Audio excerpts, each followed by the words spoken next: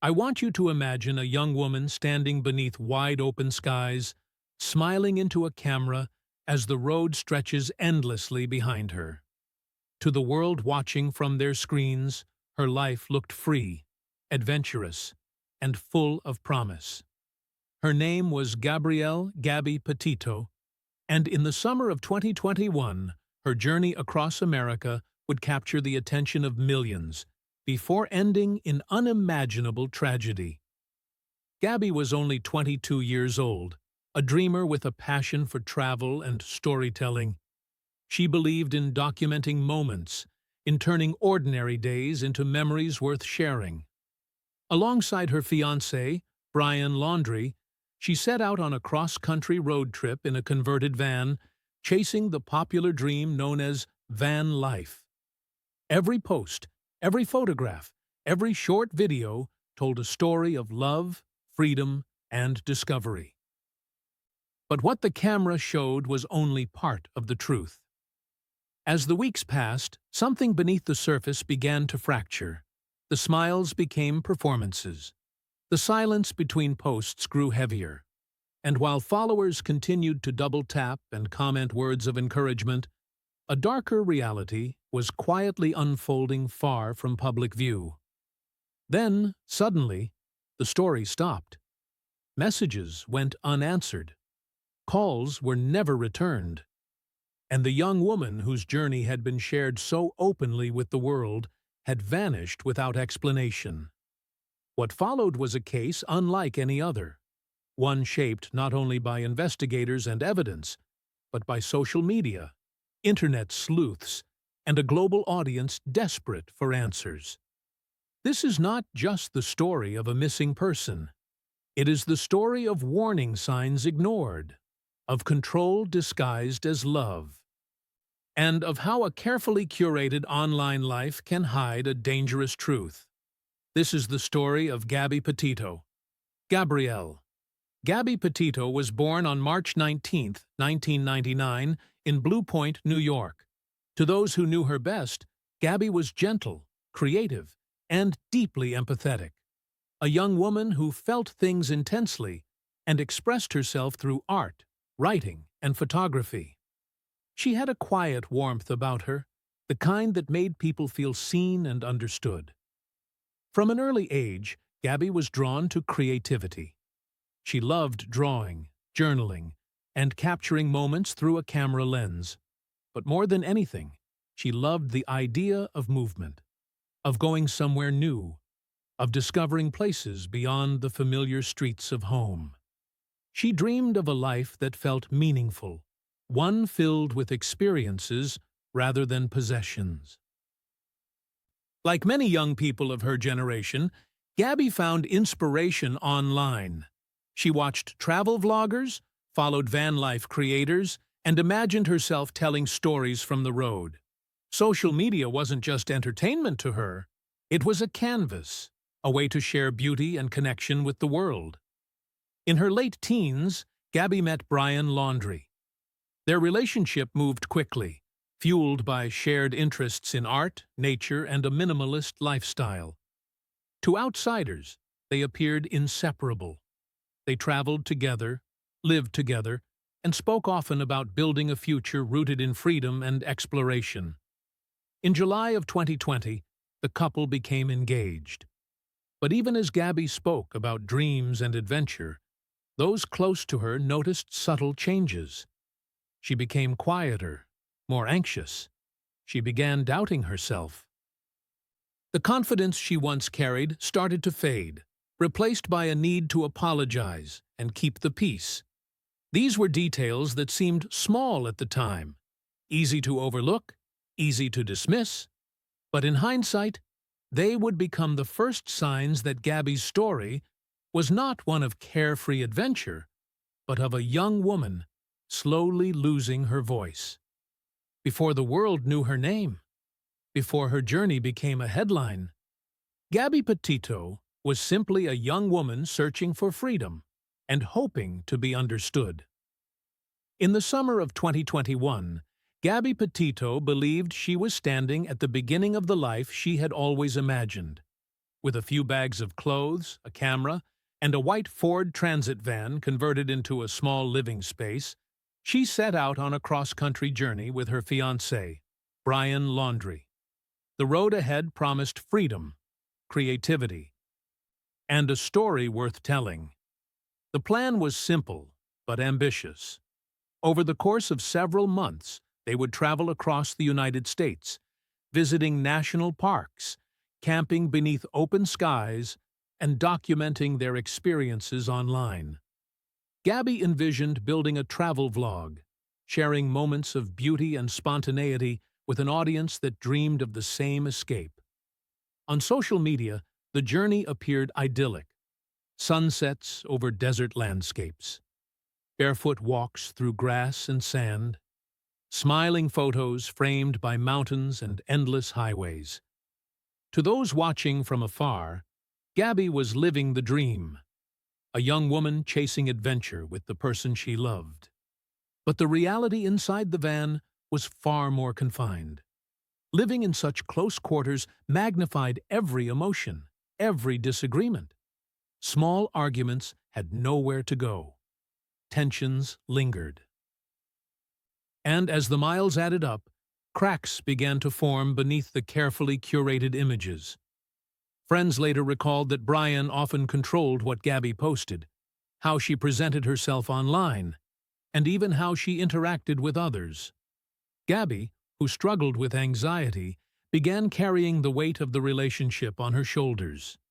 She blamed herself for conflict. She apologized when things went wrong, and she worked harder to preserve the image of happiness, both for the audience and for herself. The van life, once imagined as freedom, slowly became a pressure cooker. The road that promised escape instead narrowed, closing in mile by mile. And while the world continued to see smiles and scenic views, the truth of what was happening between Gabby and Brian remained hidden, quietly building toward a moment that would change everything. At the time, no one knew it. But the dream was already beginning to unravel. By mid-August of 2021, the tension between Gabby Petito and Brian Laundrie had begun to spill beyond the walls of their van. What had once been private arguments were now visible to strangers, brief moments that hinted at a deeper struggle unfolding in real time. On August 12th, police in Moab, Utah, received a call reporting a domestic disturbance involving a young couple traveling in a white van. Witnesses described seeing a man strike a woman before the vehicle drove away. Officers soon located the van and pulled it over. What followed would later become one of the most scrutinized moments of the entire case. Body camera footage shows Gabby sitting in the passenger seat, shaking, her face streaked with tears. She struggles to catch her breath as she apologizes repeatedly, taking responsibility for the argument. Her voice is soft, uncertain, filled with fear and self-blame. Brian, by contrast, appears calm. He laughs. He jokes with the officers. He presents himself as rational and composed. Gabby tells police she suffers from anxiety and obsessive tendencies. She explains that stress and arguments had been escalating during the trip. She describes trying to calm things down, desperate to avoid conflict. Despite witness accounts suggesting Brian had been physically aggressive, officers ultimately determined that Gabby was the primary aggressor. No charges are filed. Instead, the couple is separated for the night, Gabby remaining with the van, Brian taken to a nearby hotel. The encounter ends with advice, not intervention. And just like that, they are sent back onto the road. In the days and weeks that followed, this footage would be watched by millions. Many would later describe it as deeply unsettling, a clear example of how distress can be misread, how fear can be mistaken for guilt, and how control can masquerade as calmness. At the time, however, it was simply another stop along the journey. No one knew this would be the last clear opportunity for someone to step in. No one knew how close Gabby was to the end of her story. The warning signs were there. They were just not heard. After the encounter with police in Moab, Gabby Petito and Brian Laundrie continued their journey west. On the surface, everything appeared unchanged. Photos still surfaced online. Captions spoke of gratitude and adventure. To anyone casually watching, the trip was moving forward as planned. But beneath that surface, something had shifted. Friends and family later recalled that Gabby's messages became less frequent and more subdued. Phone calls felt rushed. Her tone sounded distant, as though she was choosing her words carefully. The openness that once defined her seemed to fade, replaced by long gaps of silence that were impossible to ignore. On August 25th, Gabby's Instagram account published what would become her final post, a series of carefully edited photos paired with a cheerful caption. To her followers, it looked like just another moment from the road. To her family, looking back, it felt wrong. It didn't sound like Gabby. It didn't feel like her voice. 2 days later, on August 27th, Gabby was last seen alive near Grand Teton National Park in Wyoming. After that, communication stopped entirely. Messages went unanswered. Calls rang without response. Hours stretched into days. Concern quickly turned into fear. On September 1st, Brian Laundrie arrived back at his parents' home in Northport, Florida. He returned alone. He was driving Gabby's van. Gabby was nowhere with him. No explanation was offered. No report was made. And despite repeated attempts by Gabby's family to reach him, Brian remained silent. On September 11th, with their worst fears growing stronger by the day, Gabby's family reported her missing.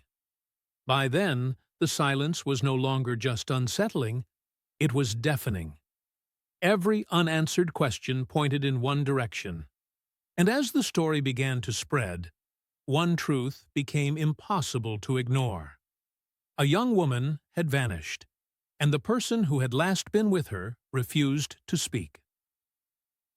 As news of Gabby Petito's disappearance spread, attention quickly turned to one person, Brian Laundrie. He was the last known individual to see Gabby alive. He had returned home in her van, and yet he offered no explanation. When law enforcement attempted to question him, Brian declined to speak. His family referred all communication to their attorney. To Gabby's parents, who were desperately searching for answers, the silence felt unbearable. They pleaded publicly for information, hoping that compassion might succeed where legal pressure could not. It didn't. Instead, Brian Laundrie became a figure of growing suspicion. Though not immediately named a suspect, he was officially labeled a person of interest. Every movement connected to him was scrutinized. Every decision fueled public outrage. As days passed, the case exploded across social media and news outlets. Reporters gathered outside the Laundrie family home. Protesters appeared, holding signs and demanding justice. The quiet suburban street became the center of a national storm. Then, on September 17th, the focus shifted again. Brian's parents reported him missing. They claimed he had left home days earlier with a backpack, saying he was going for a hike in the Carlton Reserve, a vast, swampy wildlife area filled with dense brush, snakes, and alligators. By the time authorities were alerted, he was already gone. What followed was one of the largest manhunts in recent memory. Search teams flooded the reserve. Helicopters circled overhead.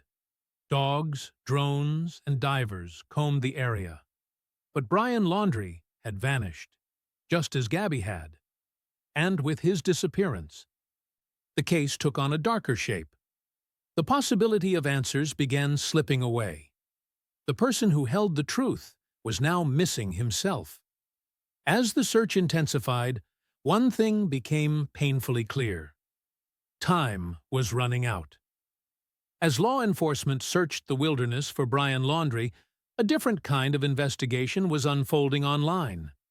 Millions of people, united by concern and outrage, turned their attention to the digital trail Gabby Petito had unknowingly left behind. Social media became a crime scene of its own. Viewers scrutinized Gabby's photos, captions, and videos frame by frame. They analyzed timestamps, shadows, geotags, and background details. Every post was dissected for hidden clues. What had once been a travel diary was now treated as evidence. Among the countless tips pouring in, one would prove pivotal. A couple documenting their own road trip on YouTube reviewed footage they had filmed weeks earlier near Grand Teton National Park. In the background of their video, barely noticeable at first, sat a white van parked along a remote road. It matched Gabby's vehicle. The footage was turned over to authorities. Within hours, search efforts shifted toward the area near Spread Creek Dispersed Camping Area in Wyoming. The digital sleuths had done what traditional methods could not. They had narrowed the search. The case became a striking example of the power of the Internet in modern investigations. But it also raised uncomfortable questions. Where did curiosity end and intrusion begin? Could crowdsourced justice help or harm the search for truth? For Gabby's family, none of that mattered. What mattered was hope. As search teams moved in, the nation waited. Every update carried the possibility of closure or devastation. And while the world refreshed news feeds and scrolled through timelines, the outcome was already drawing near.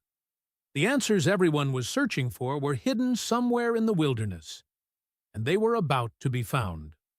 On September 19, 2021, the search for Gabby Petito came to a devastating end.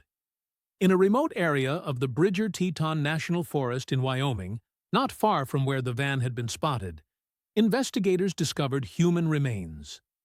The location was quiet, surrounded by open land and distant mountains, an area meant for solitude, not sorrow. Within hours, authorities confirmed what many had feared but hoped would never be true. The remains were identified as Gabrielle "Gabby" Petito.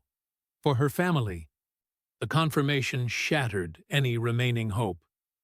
For the millions who had followed her story, the reality set in with crushing force. The young woman whose smile had filled screens across the world was gone.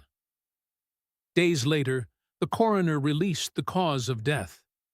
Gabby Petito had been killed by manual strangulation. Her death was ruled a homicide.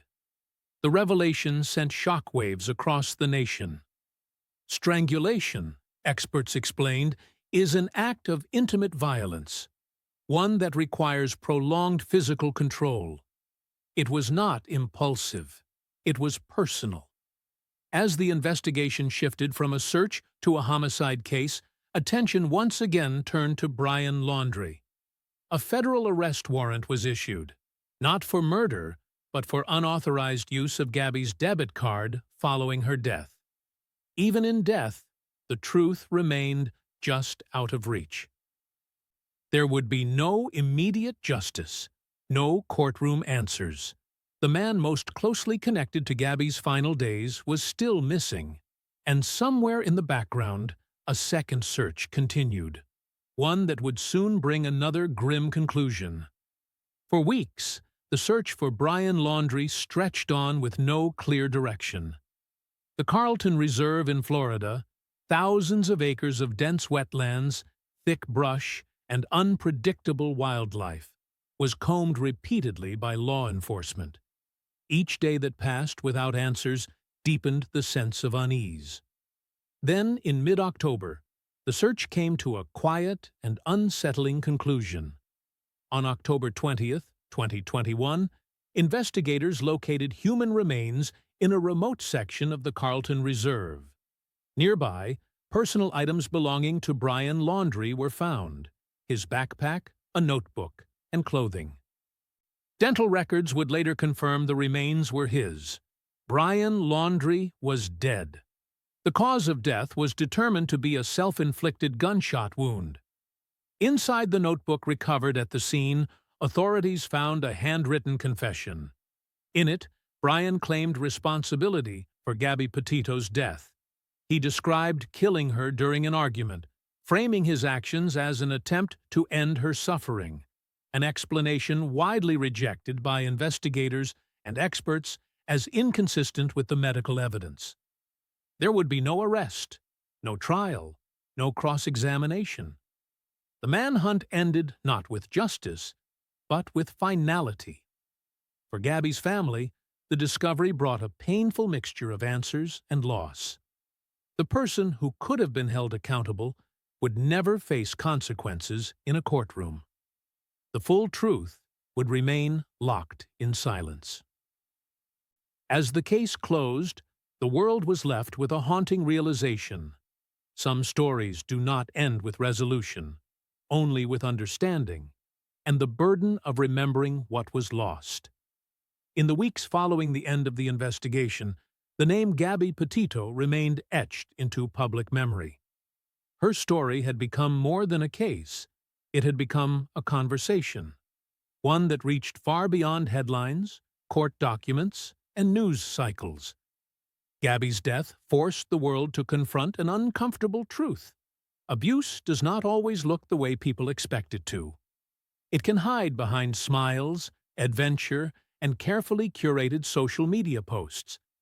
It can exist quietly, normalized, and unseen, until it is too late.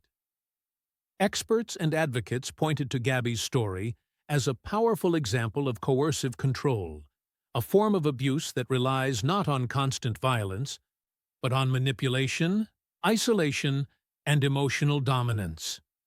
The signs had been there. The difficulty was recognizing them in time. In Gabby's memory, her family chose action over silence. They established the Gabby Petito Foundation, dedicated to helping locate missing persons and supporting victims of domestic violence. Through awareness campaigns, education, and advocacy, they worked to ensure that Gabby's story might help save others. Laws were re-examined. Police training was questioned. Conversations around how domestic violence cases are handled gained new urgency. Gabby's voice, once lost, began to echo through reform and remembrance. Her journey did not end on the road she traveled, but in the impact she left behind. Gabby Petito set out to explore the world. Instead, she changed it. The story of Gabby Petito does not end with an arrest, a trial, or a sentence handed down in a courtroom. It ends with silence, the kind that lingers long after the headlines fade and the cameras turn away. Gabby was not just a name in the news. She was a daughter, a sister, a friend, and a young woman with dreams of creativity, freedom, and connection. She wanted to tell stories, to capture beauty, to live a life defined by exploration. Instead, her story became a warning, one written in loss and heartbreak. Her case exposed how easily danger can hide in plain sight, how distress can be mistaken for weakness, how control can be confused for love, and how warning signs, when misunderstood or ignored, can lead to irreversible consequences. But Gabby's legacy did not disappear with her.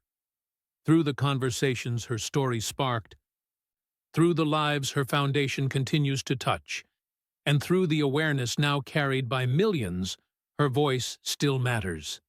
Each person who recognizes the signs of abuse, each moment of intervention, each life saved, these are the echoes of her journey. If there is one lesson to be taken from this tragedy, it is this: listen closely. Believe people when they are afraid, and understand that behind even the most beautiful image may be a silent cry for help. Gabby Petito set out to share her life with the world. Now, the world carries her story forward. so that others may never have to share her fate.